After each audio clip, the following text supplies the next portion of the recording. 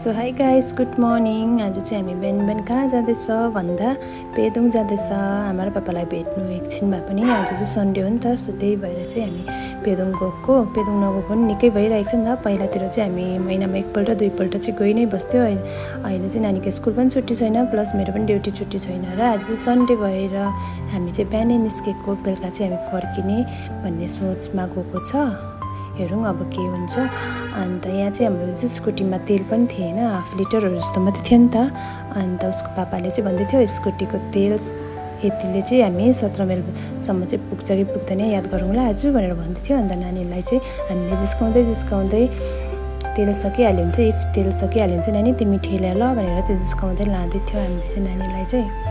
अन्त नानीले चाहिँ यहाँ बिचमा बसेर गफ, उता स्कुटीमा बस्दाखेरि यति बेसी गफ गर्दै उसको कतिवटा कुराहरू सुन्दै हामी चाहिँ यहाँनिर 15 माइल आइपुगेको छ। अब 2 किलोमिटर मात्रै छ हामी 17 माइल पुग्नु। त्यहाँ चाहिँ हामी चाहिँ पेट्रोल पम्पमा तेल भर्ने हामीले चाहिँ ट्राई गरेको। अहिले चाहिँ अब यतिले चाहिँ कतिसम्म पुग्दो रहेछ, बजारदेखिको घरदेखिको 17 माइलसम्म पुग्छ कि पुग्दैन भनेर चाहिँ त्यही ट्राई गर्दैछ।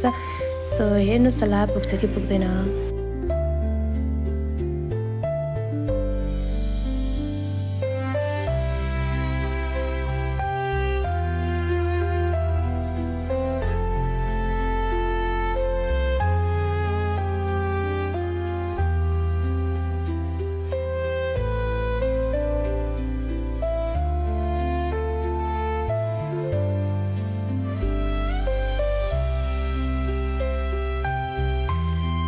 र यहाँ चाहिँ नानीको गफै सकेको थिएन। ऊ चाहिँ स्कुटीमा बस्दा चाहिँ यति बेसी बोल्छ नि त। अन्त पहिला सानोमा हुँदाखेरि चाहिँ बिचमा बसेर सुतिदिन्थ्यो। अन्त मलाई पुरा अप्ठ्यारो पनि हुन्थ्यो नि त। अब बिचमा सुतिसकेपछि हातले थाम्दा मेरो हात पुरा दुख्थ्यो नि त। अन्त अहिले चाहिँ मजाले गफ गर्दै जति नै लामो बाटो पनि स्कुटीमा चाहिँ हिँडिदिन्छ।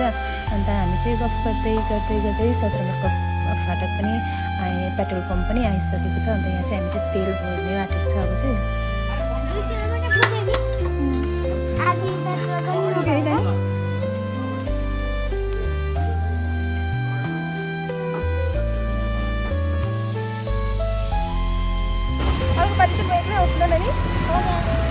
नानीलाई ल्याउँदिनँ, म एक्लै स्कुटी लिएर आउँछु भनेर आउँछु।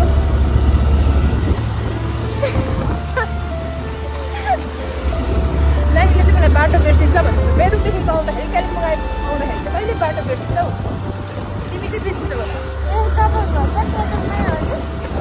बिर्सिँदैन नि बाटो, पेदोङदेखि कालिम्पोङ बाटो बिर्सियो त खल्ला सक्यो, खत्तम।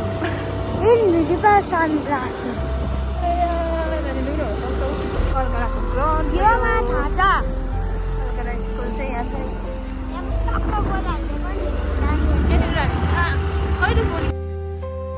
सो गाइस, अहिले चाहिँ हामी अलगढा पनि आइपुग्यो। अन्त यहाँदेखि चाहिँ हामी फेरि बजार क्रस गरेर चाहिँ पेदोङपट्टि जाँदैछ। अन्त यो चाहिँ देउराली हो। यहाँ चाहिँ यति बेसी चिसो हुन्छ, गरममा चाहिँ यो रुखहरूले होला शीतल पनि हुन्छ। अन्त जाडोमा चाहिँ यो बाटो चाहिँ हिँड्नु पनि सक्दैन, यति डरलाग्दो ठन्डा हुन्छ। अन्त यहाँ चाहिँ हामी सरर जाँदै थियो, चिसो हावा आइरहेको थियो।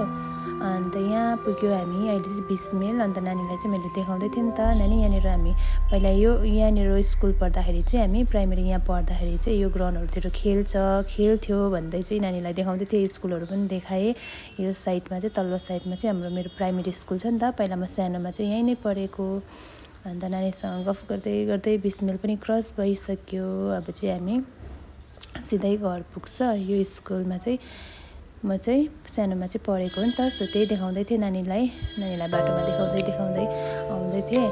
अन्त हामी चाहिँ गफ गर्दै घर पनि पुगिसक्यो। यो चाहिँ हाम्रो घरको टर्निङ हो। अन्त यहाँ चाहिँ दादाहरू बसिरहेको रहेछ, आदित्यको हो।